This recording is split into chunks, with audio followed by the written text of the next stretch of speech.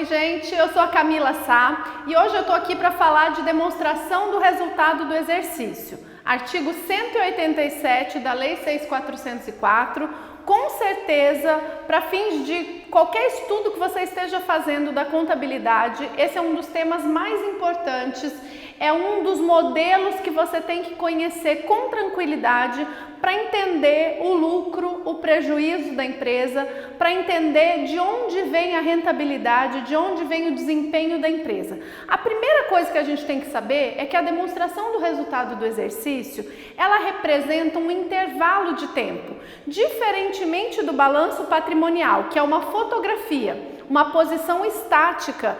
A demonstração do resultado do exercício, ela é um intervalo, então a gente costuma dizer que ela é uma demonstração dinâmica. O que eu vou enxergar lá? Eu vou enxergar todas as contas de receita e despesa de um período, então veja bem o que eu estou falando.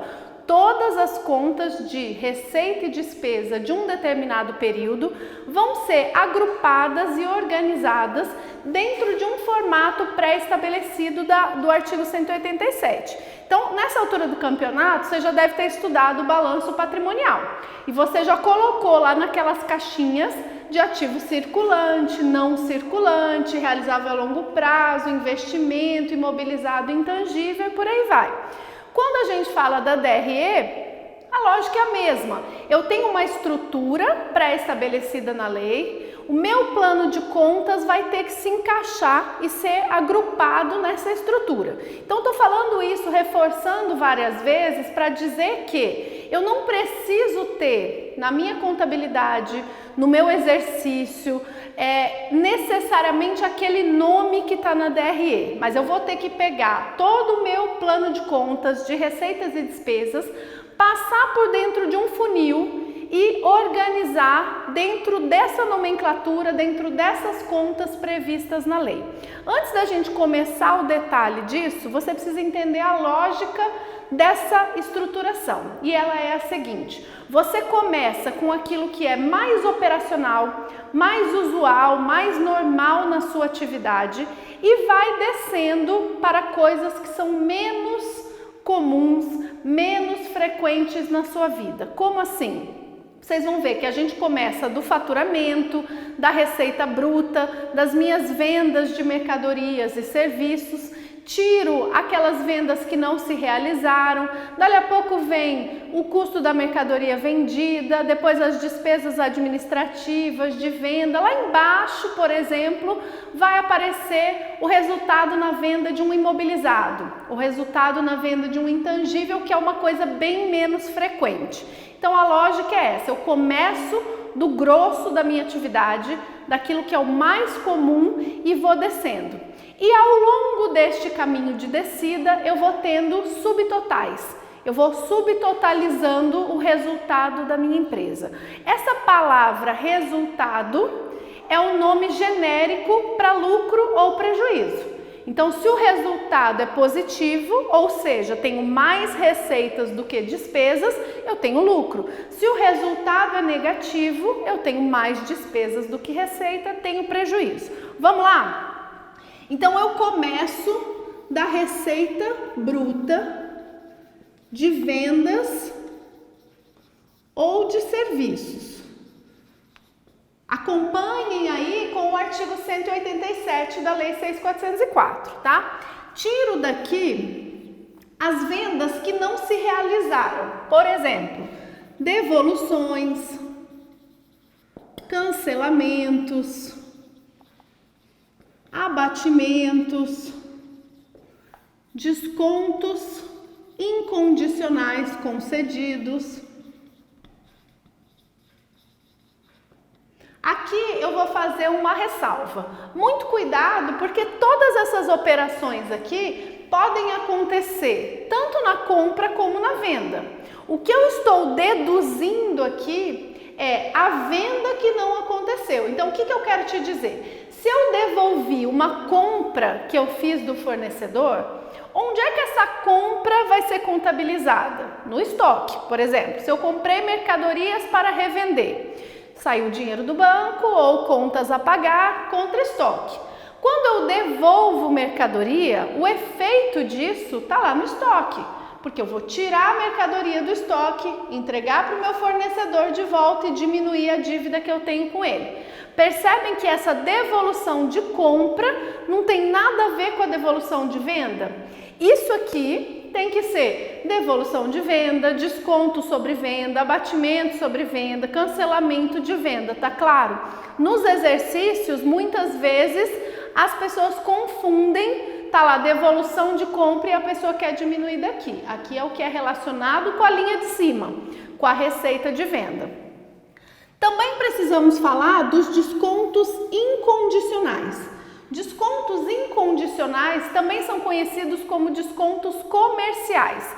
E o que isso quer dizer? Que é aquele desconto negociado no momento da compra, que não tem uma característica especial de um cliente, da sua relação com aquele vendedor. Então, é aquele desconto praticado de forma geral. Por exemplo, toda loja hoje com 20% de desconto. Compra a primeira peça e a segunda sai pela metade do preço. Pagamento em dinheiro tem X% de desconto. É um desconto que acontece no momento da venda. Por essa razão, ele reduz a venda aqui e ele, em geral, não fará parte da base de cálculo dos tributos que são calculados sobre a venda. Então, quando eu vou calcular ICMS, ISS, PIS, COFINS, seja lá o que for, esses descontos reduzem o valor da venda, porque na prática a venda foi feita pelo valor líquido, tudo bem? Então, a gente desce mais uma linha aqui, tributos sobre venda. Se você pegar o texto da lei, a lei vai falar em impostos sobre vendas. Mas o nome tecnicamente melhor para isso é tributo, por quê? Porque aqui vão aparecer também as contribuições ao PIS e COFINS, por exemplo, que são calculadas sobre o faturamento. Então a ideia é que essas duas linhas sejam deduções de venda. E sendo deduções de venda, eu tenho que colocar aqui os tributos que são calculados sobre aquele faturamento. Estamos falando de ISS, estamos falando de ICMS, estamos falando de PIS, de COFINS, que são tributos calculados sobre aquela receita. Camila, e o IPI? O IPI vale uma conversinha aqui. O IPI, ele é um tributo que aparece destacado do preço da mercadoria e ele é acrescido ao valor total da nota. Então, quando a gente pega uma nota fiscal, se isso não estiver claro para você, tenha essa curiosidade de pegar uma nota fiscal de compra e olha lá. Você vai ver que tem o valor da mercadoria que está sendo vendida. Esse valor vai aparecer como total dos produtos, total das mercadorias. Aí é calculado o IPI, que é o Imposto sobre Produto Industrializado, sobre este valor, e o valor total da nota é o valor da mercadoria mais o do IPI. Então o IPI é como se fosse uma coisa à parte daquele valor do produto. Por isso, normalmente, esta receita que aparece aqui já vem limpa, líquida do IPI. Ou seja, eu tenho aqui em cima, antes dela, um faturamento, que é o valor total da nota, tiro desse total da nota o IPI e chego na receita bruta de venda, no valor que daí vai ser base para ICMS, PIS, COFINS e ISS. Tudo bem? Chegamos aqui no nosso primeiro subtotal, que é a receita líquida. Vamos trocar de caneta aqui. Receita líquida de vendas ou de serviços. Líquida do quê? Das devoluções, dos descontos, dos tributos. Depois da receita líquida, eu desço mais um degrauzinho na minha DRE e vou tirar daqui o custo da mercadoria vendida, custo dos serviços prestados. Então, daqui eu vou tirar custo da mercadoria vendida, ou custo dos serviços prestados, ou custo do produto vendido.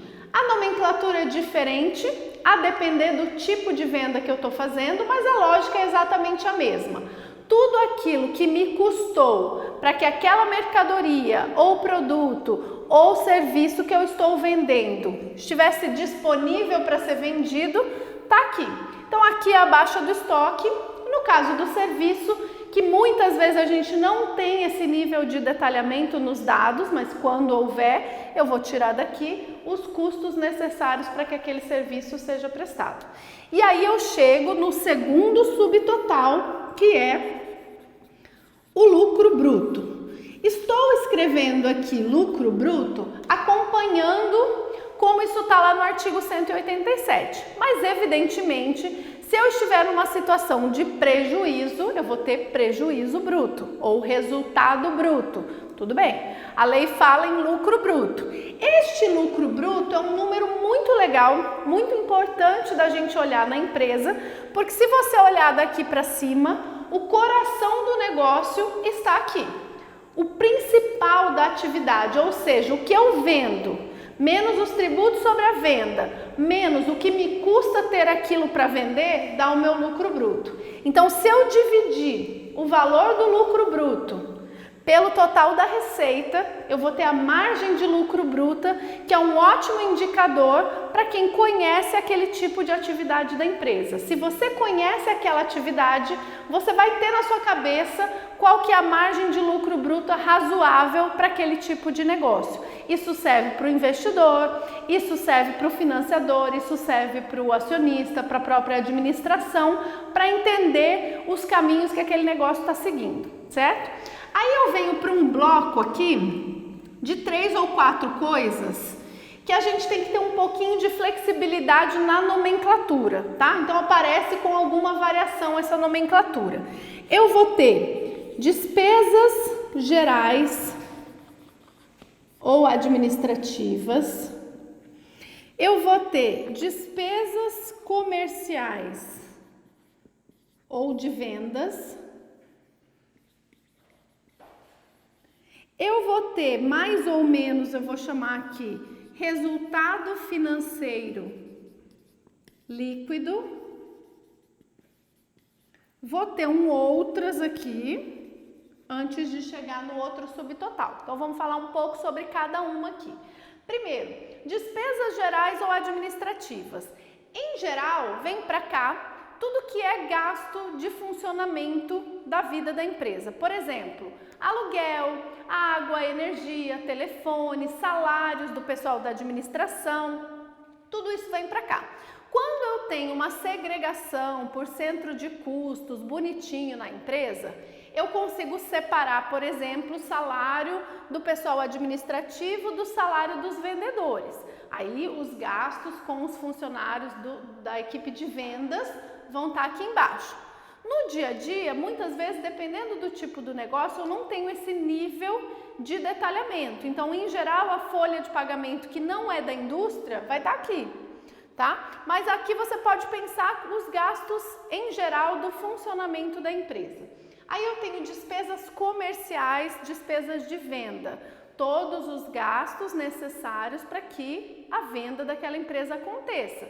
Então aqui nós estamos falando de quê? Comissão de vendedores, frete para entrega de mercadoria, brinde, marketing, publicidade, todos os gastos relacionados à venda. E aí, se eu tiver a segregação por centro de custos dentro dos gastos, eu também vou trazer para cá salários e encargos do pessoal de vendas e assim por diante. Resultado financeiro líquido. O que quer dizer isso? Quer dizer líquido no sentido de que eu vou colocar no mesmo barco receitas e despesas. Então eu vou pegar tudo que eu tenho de receita financeira. O que vai ser receita financeira? Rendimento de aplicação financeira, receita de juros, receita de alguma cobrança de multa, menos as despesas financeiras. Despesa de juros sobre empréstimo, despesa com algum tipo de custo bancário, despesa de pagamento de juros, de multa. Então, o resultado financeiro líquido, o que for maior aqui vai sobrar, vem nessa linha. E aqui embaixo tem um outras, que é para qualquer coisa que faça parte da operação usual da empresa e que eu não consegui encaixar em alguma linha dessas para cima. No dia a dia, normalmente, o que eu vou encontrar aqui, por exemplo, receita de aluguel, se eu tenho algum bem que está alugado, aqui vem resultado de equivalência patrimonial, aqui vem receita de dividendos. Se eu tiver, por exemplo, algum tipo de doação que eu faço para alguém, uma despesa com doação, vai estar por aqui, certo? Passa a régua de novo. Temos um outro total que é lucro operacional. Então, somando tudo, desde lá de cima, eu chego no lucro operacional. Vou continuar aqui do lado. Então, vou puxar meu lucro operacional para cá e aí continuamos. Depois do lucro operacional vem outras receitas menos outras despesas. Esse nome, outras receitas e outras despesas nessa linha, ele apareceu depois das mudanças da 11.638 lá na nossa querida Lei 6.404. E ele tem a ver com um conceito da lei de que eu não tenho mais resultados não operacionais. Então, no passado, isso aqui era chamado de resultados não operacionais. Acontece que com as mudanças, a legislação passou a entender que tudo que a empresa faz dentro da sua vida, da sua rotina, da sua atividade, ainda que não seja de todo dia, ainda que não seja usual, tudo isso faz parte da operação dela. Então, hoje não tem mais essa classificação contábil de um resultado como não operacional. Mas isso não quer dizer que tudo vai estar embolado no mesmo lugar.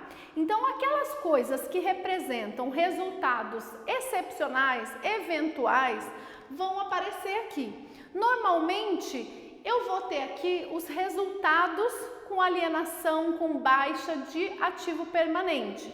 Então, quando eu vendo imobilizado, intangível, ações que estavam lá dentro do grupo investimentos, é para cá que vem os ganhos e perdas com essas operações. Cuidado que depreciação, amortização, a própria perda pelo teste de recuperabilidade, a perda do impairment, não está aqui. Está ou dentro das despesas gerais administrativas ou dentro do custo se for uma depreciação, uma perda de algum bem utilizado na produção, tudo bem? Então aqui é realmente quando acontece algo de exceção com esses bens, ou seja, eles serem baixados, vendidos, que não é o normal do imobilizado, do investimento ou do intangível. E aí a gente passa a régua de novo e chega no lucro antes do imposto de renda. Na real, esse lucro é antes do imposto de renda e da contribuição social sobre o lucro líquido. Mas a lei, quando foi criada, ainda nem tinha contribuição social sobre o lucro líquido. Nós estamos falando de uma lei de 76, a contribuição social é de 88. Por isso é que lá está escrito só lucro antes do imposto de renda, tá? Conhecido como LAIR, que é a soma de tudo que está para trás. Do LAIR, o que eu vou tirar? Vou tirar a despesa com imposto de renda e contribuição social da pessoa jurídica. Vou tirar as participações societárias, as participações nos lucros, participações de empregados, administradores, debenturistas, partes beneficiárias. E vou chegar finalmente no lucro líquido do exercício, também chamado de lucro líquido contábil, resultado líquido contábil, que é o somatório das receitas e despesas.